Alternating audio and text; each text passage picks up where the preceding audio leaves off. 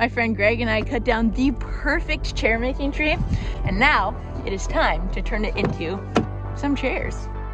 As a woodworker, it is a really unique opportunity to be able to be part of the entire process. Start with a living tree, to take it down, and then to bring it all the way to a completed project, something that's useful. As a farmer though, sustainability is really important. So I hate to see living trees taken down unnecessarily, but when they do actually have to come down, to be able to turn it into something useful and kind of worthy of the life that it lived makes it feel a little bit more okay. In chair making, more than any other form of woodworking, we spend a lot of time thinking about growth rings. Every year, a tree puts on another layer of growth. They're getting taller and wider as they age. If you look at the end of a log that's just been cut, you can see all of the growth rings, and each one of them tells an incredible story about the life that the tree lived. Years where there was plenty of water and sunlight, the tree will put on a really thick layer of growth. But when the tree has struggled, like if there was not enough light or if there was a drought, extreme weather conditions, it'll put on a really thin, tight layer of growth. I talked a lot about this in my last video, but if the last 2 years of my life were represented in growth rings, they would be really, really tight. I originally got into woodworking because it forced me to face some of my learning disabilities head on. It made a lot of the things that I didn't really learn in school a whole lot more tangible and figureoutable. I love Windsor chairs because not only am I absolutely obsessed with that period of history, a Windsor chair is also really one of the most difficult woodworking projects to complete, and I love a challenge, especially for someone whose brain works the way that mine does. Compound angles, repetition, patience, absolutely not. And if you'll allow this cheesy analogy to continue, after a few really difficult years, I'm trying really hard to find more light, more water, and really start growing again. Getting back to the point where I can build and share knowledge and joy and passion with other people like you. To do that, I really need to reprove to myself that I can actually still do hard things, that I can take on challenging projects on my own without someone holding my hand the entire time, and that I can actually finish something that I've started. And that is exactly what we are about to do together.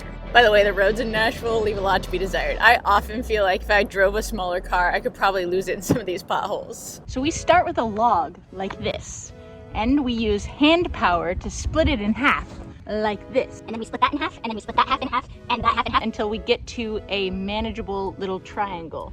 And the reason that we have to do it by hand is because we can use our hand tools to follow the grain of the wood, which is ultimately going to give us the maximum amount of long grain growth rings inside of our spindles, which will make them super strong, because these little lines in the tree, those are what holds the tree straight up and helps it to withstand wind and other, well, basically just wind. So let's get to work. Once we've split and split and split down to triangles about this size, we take them inside, cut fresh ends on it, and then we use a tool called the break box or riving box. This allows us to really guide the way that it splits. This piece is a perfect example. I started with a good split up here, but it started running the wrong direction as I was going down. So then I will put it in the box, and as I'm pushing the froe down, I can control the way the wood is splitting so that it splits in the direction that I want. And ultimately what I want are square spindles. So see how that grain is going perfectly right across there, and we've got that nice 90-degree edge. This is going to help guarantee that we have nice straight spindles, and it'll make our next step a whole lot easier too. So all this here is our waste. There's some goobered up little pieces, and then these here are our spindles. Now, using a shavehorse, you can check out my video on building one of these if you want. We're breaking all the Boy Scout rules. We're going to use a draw knife to draw the knife towards ourselves. And we're going to, basically looking at the end of this piece, try to make our cuts in such a way that we're going to, once again, follow that grain and include as many of these grain lines as possible as we size these things down. And then we're going to do our final shaping, which will allow us to perfect it then. But no need to waste time being precious now, because once it goes into the kiln, anything can happen. And this tool, made by my friend Jeff Hamilton, is a huge helper at this point because it's a visual gauge to see, hey, are we doing this the right size? Yes, no, maybe so. can see here we've got a weird wow at the end of this piece, and normally I just throw that away, but because I need some shorter and some longer spindles, I'm going to strategically place this so I don't have to worry about that. All right, we've got all 32 spindles roughed out. We don't need 32, we have a couple extra just in case there's some whoopsies. I want to take these squares and turn them into octagons so that I can reveal more end grain, which will allow more water to exit the wood more quickly while it's in the kiln. It'll also remove some bulk so that when I go to do the final shaping, it will be less material that needs to be removed then. Having given myself Pennington elbow from all those spindles, I'm going to have to now find myself some material for my seats. And unfortunately, there's just no wood to choose from around here. I have to climb over these dang tractors to be able to get to the pile. Excuse me, sir. Ma'am. Ah! Ooh, that's not solid at all. All right, let's see here. Because there was a little crack in the stock that I found for the seat for the chair, I had to rip right down the crack with the table saw, then joint it, glue it, and now it should be flat as a board. Let's go take it out of the clamps, we'll put the pattern on, we'll start drilling and carving the seat.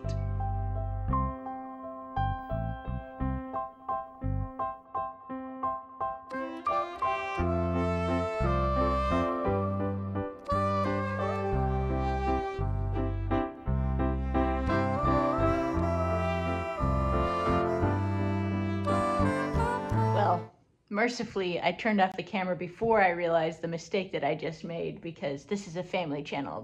Do you ever have those days where just everything goes wrong and no amount of coffee can fix it? The greatest thing about woodworking though is that you can always fix your mistakes, and soon no one shall ever know that this hole was initially drilled at 39 degrees, not 19. No one's gonna know. Who's gonna know? Nobody's gonna know. But to avoid any further catastrophes, I'm just gonna go and turn some legs for a little while and hope that another cup of coffee fixes my problems. This brings us to the part of the broadcast where I make hamster bedding for 6 to 7 hours. It's a little loud in there, so I figured I'd come in here and tell you exactly what I was doing on the lathe. So first I start with a big ol' roughing gouge, and I rough that piece out as quickly and as roughly as possible.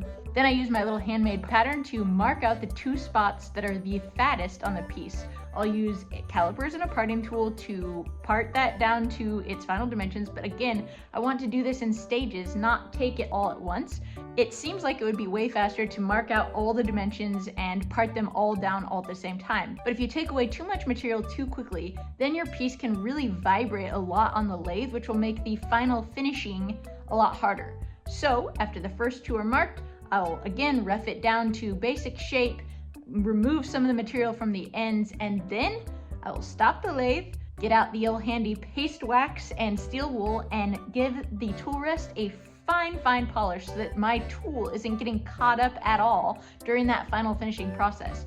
Then I'll mark and part the last little pieces, get it to its final dimensions, and finish it off really nicely. To create the little ridges that make it actually look like bamboo, the fancy way to do it is to use a skew, but the skew can get caught, so a while back I figured a carbide tool would work just as well, and sure enough, it does. Oh, by the way, I just want everyone to know that I cut my finger earlier, not using tools, but cutting bread. So there we are. Here's all 8 legs in the kiln, but only the tenon goes in the kiln because this wants to become what's called super dry, and the rest of these don't matter. But this is the part that's going on the chair, and we want that to be as small as possible when we initially put it in the chair so that it doesn't explode the seat or shrink and fall out later on. These ones, however, are all going into the kiln because they are getting reamed into wood on both sides, so both sides of those tenons need to get dry. Greg, I hate to leave you in your time of need. Okay. AKA needing to move heavy stuff, but I have to go squeeze some teats.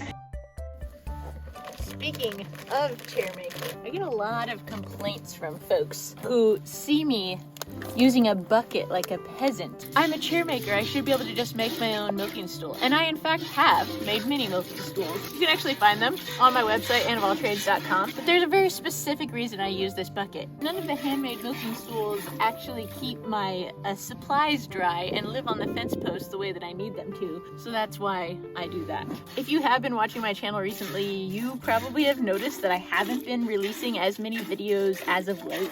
And that's honestly because YouTube videos take me between 40 and 80 hours to make.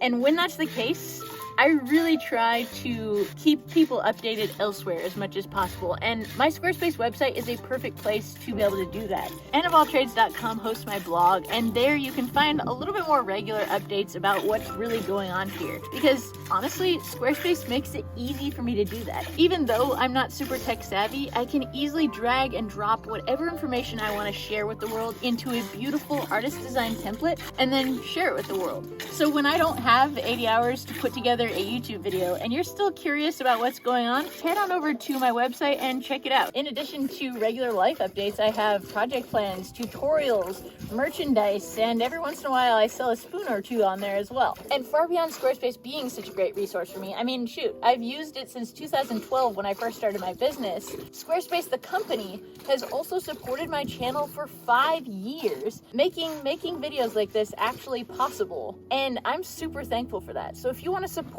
a company that supports me, that makes a great product that could probably help you out too, go to squarespace.com, and when you're ready to launch, go to squarespace.com/AnnofAllTrades and you'll get a 10% discount.